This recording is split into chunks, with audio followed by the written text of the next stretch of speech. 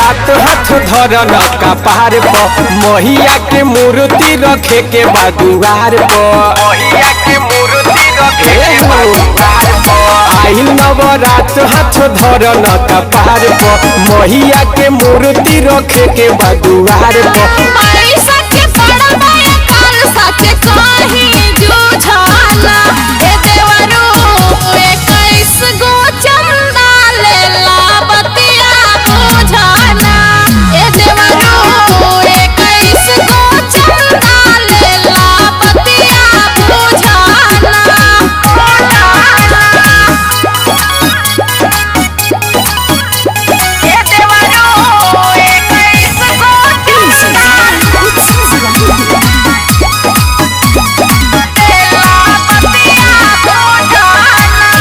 देहबे के नही खेत कह जनी कह रह तू बहाना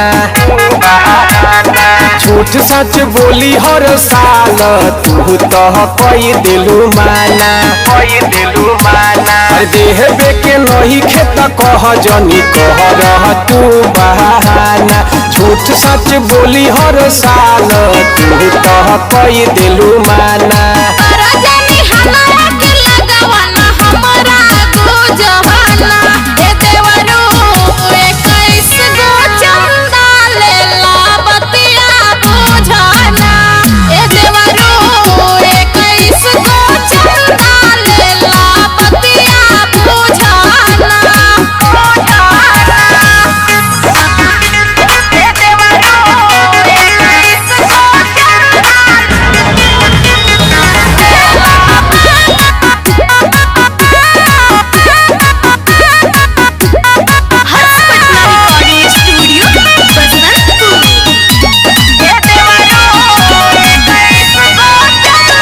बढ़ल महंगाई कैसे होई बोला ये तना में पूजा पाठ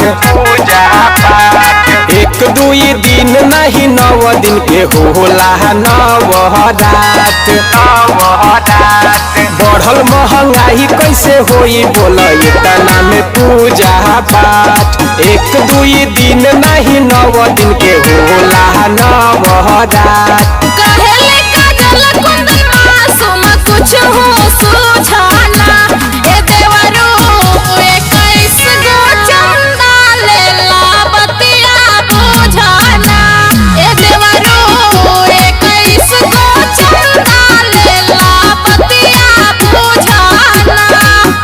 नवरात हाथ धरन कपार पर महिया के मूर्ति रखे के बादुआर पर